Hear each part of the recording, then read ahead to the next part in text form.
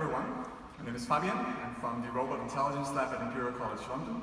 And today I'd like to speak about our research on the NIRO, Robot DE NIRO, a collaborative research platform for mobile manipulation. I worked on this project with my collaborators, which you can see here on the slide.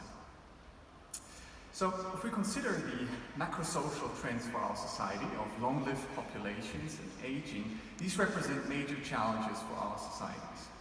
Now, social assistance robots could be one way to tackle these problems, and related work focused mainly on improving the situation of living independently. However, we as a society have not yet agreed whether this is a desirable and ethical outcome for our society, considering concerns like human isolation, loss of control and personal liberty, or deception and infantilization. Therefore, the NIRO is a research platform to explore opportunities to support the supporter, thus the caregiver, so that the caregiver himself has more time for empathetic, complex tasks, and simple tasks can be outsourced to the robot. Oh yeah, and you can see here the general hardware design on the right-hand side. The general idea of the NIRO is to combine the industrial Baxter arms on the top of the NIRO with an electric wheelchair base, a quickie base on the bottom. The NIRO is furthermore equipped with several sensors and actuators, for example, a Microsoft Kinect depth camera or a Hukoyu 2D LiDAR. Now, as an initial demonstration, we implemented sort of a simple play fetch routine, similar to the first presentation actually, where we get a user command through speech input. The robot then moves to a particular warehouse location, picks up a particular object, brings the object, so grasps it, manipulates it, brings it back to the user, seeks for that user, so it remembers its face, and then returns back the object. And this is here, we did this implementation with this finite state machine, which you can see here, and implemented everything with loss. So let's go through a couple of these skills. I just want to highlight a couple of them. So we implemented sort of a perception and user interaction.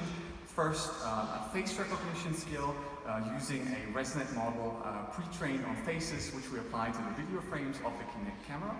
For speech recognition, we used the offline seeing use things library, where we defined a J-speech grammar, which allowed, as you can see here on the bottom left, in this fixed format, these voice command inputs.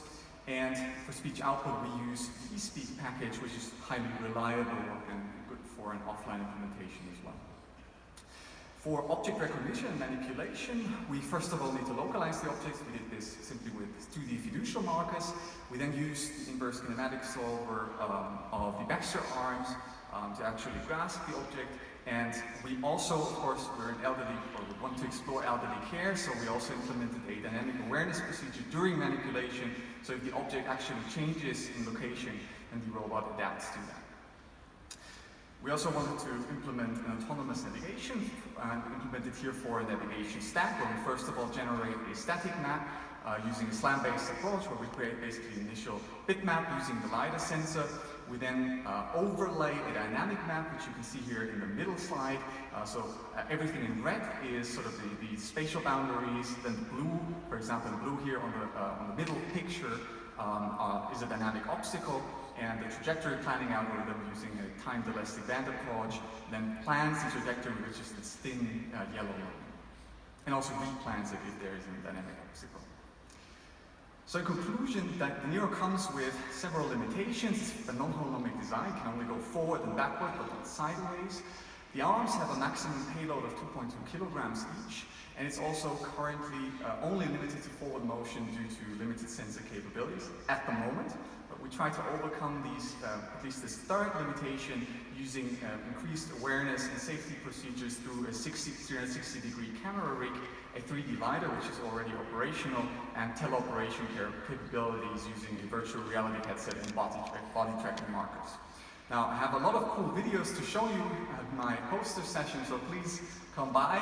Also, if you found any of this useful, our code is completely open source on GitHub. We also wrote quite extensive documentation for it, which will be continuously updated. You can find it all by scanning this QR code here, and you can also find the videos there. Thanks a lot.